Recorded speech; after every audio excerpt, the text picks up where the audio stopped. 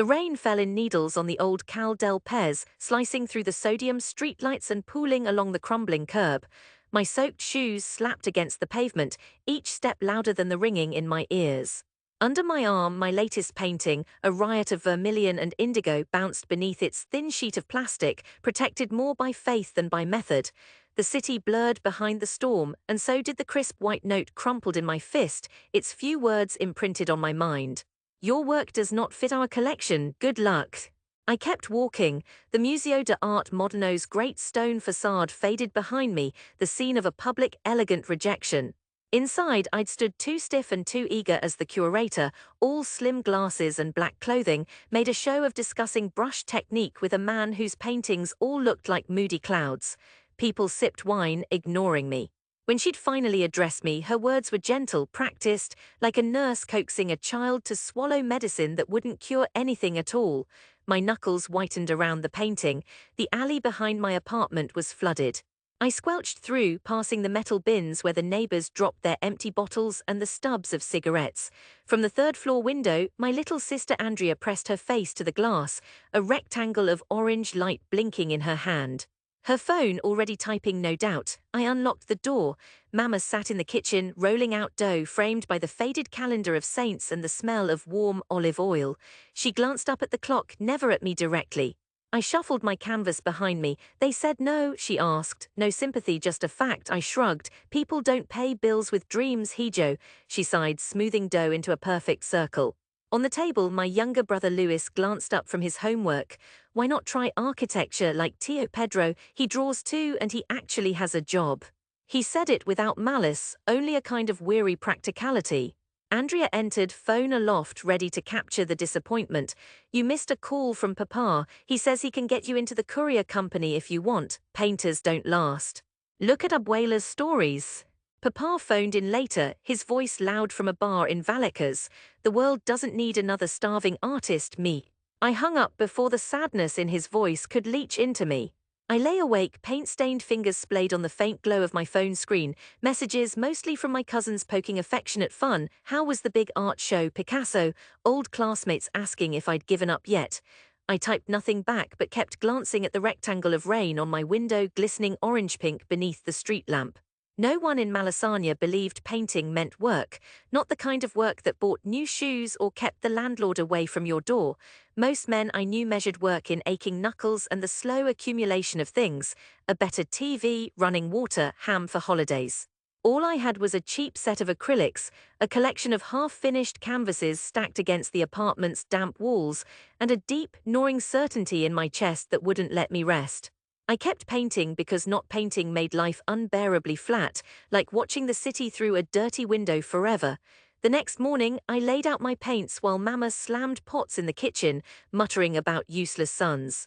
The brushes danced between bursts of color, each stroke hungry, pleading, a silent insistence that my way mattered.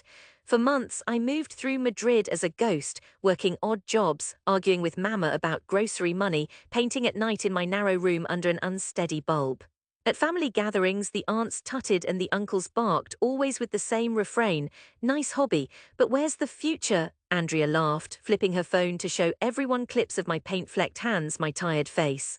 The air at home became thick with embarrassment.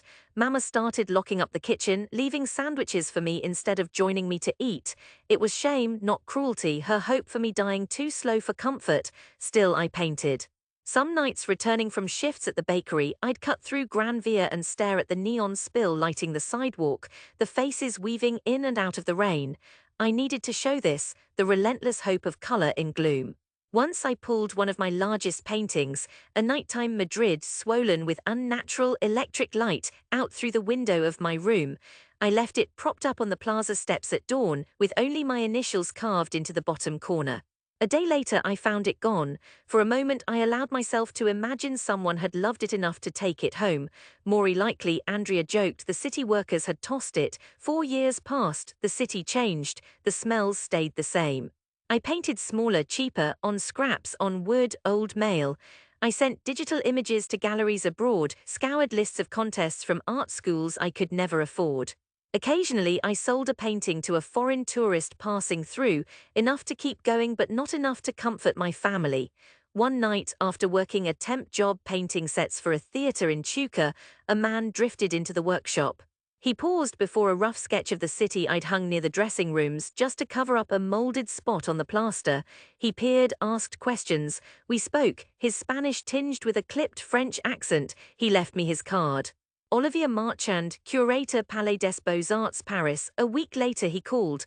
I've sent your work to a few people. They like the light, the despair under the color. A month after that, my oil painting Louvier Electrica was shipped, packed, and exhibited in Paris.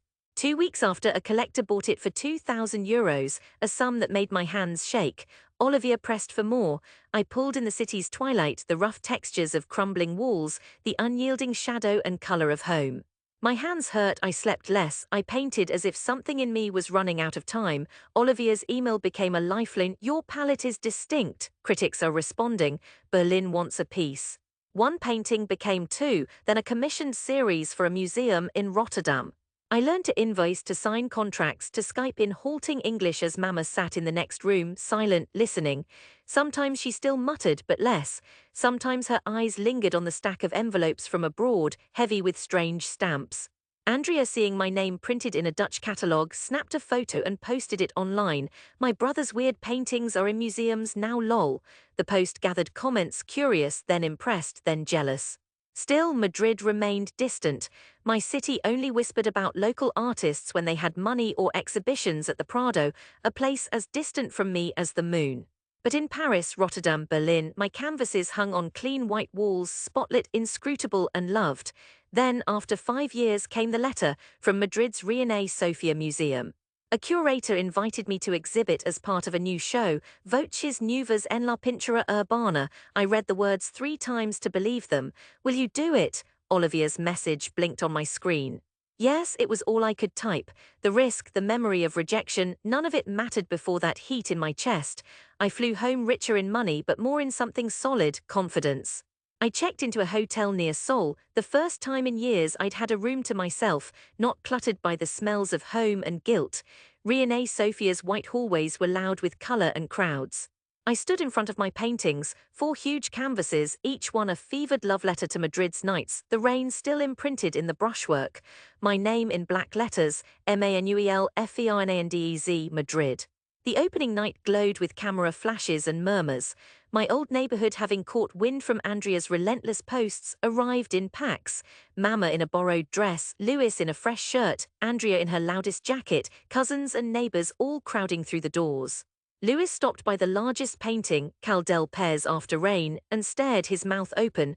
The old men from the cafe whispered, their faces mixing pride and disbelief. Mama stood back, fingers trembling on her purse strap. She gazed at the swirl of red and blue on the canvas, a version of home that shimmered with meaning. The critics made rounds, notebooks poised, asking me about technique, influences. When I mentioned my family, how their struggle and laughter threaded through every brushstroke, Mama smiled quietly, her eyes shining. A group of gallery donors hovered, intent on one painting. A foreign collector leaned in, spoke to Olivier in urgent, rapid French. As they finished, Olivier turned to my family, switching to Spanish slowly, deliberately. This city has never looked so honest, he said. We see its pain but also its hope. It's impossible to look away. Andrea gave a soft laugh, brushing a tear with her sleeve, embarrassed. That's our street, isn't it? Yes, I said. For the first time, I watched them see not only my work but themselves, homes rendered beautiful, even sacred, by my stubborn eyes. In front of everyone, the collector's agent shook my hand, offering double my first Paris sale. People watched, eyes wide, murmured to one another. Louis snapped a photo. Andrea filmed nervously, giving shy commentary. My mother bit her lip, but pride trembled in her face. Word spread through the crowd. The aunts who once urged me to study accounting embraced Mama. Neighbors clustered around me, clutching little brochures with my name on the cover. The same men who jeered from balcony chairs in my youth now patted my back and called me artista with hesitant delight. A few shook their heads in bewilderment, but their skepticism melted in the spotlight of concrete proof. Afterward, as the crowd thinned, Mama lingered before the rain painting. That night you nearly gave up, she said, voice low but steady. I remembered the old kitchen, the dough, the silence. I couldn't. If I did, I would have disappeared. She pressed my hand, then let it go. I see now, she whispered, tears shining but not falling. Your way was right for you. Later, after the formalities, Andrea talked the staff into locking up the hall for 20 quiet minutes, just us, family and a handful of neighbors staring at the shining, haunted Madrid streets I'd poured onto canvas over the lost years. The sound of rain almost echoed in the marble. I found a kind of peace watching them move through the space, not foreign, not critical, but home again. Skepticism had given way not to applause but to understanding. My dream, foolish, impossible, stood wordless and solid in the whitewashed gallery, more real than I'd ever imagined. That night, stepping back onto Cal del Pez, the city's lights smeared with mist, I felt the brush in my hand. Not just to make color or escape, but to return. I had brought what I'd learned home, reshaping the world for my family, for my city. And as the rain came again, fine and relentless, I walked through it, unafraid.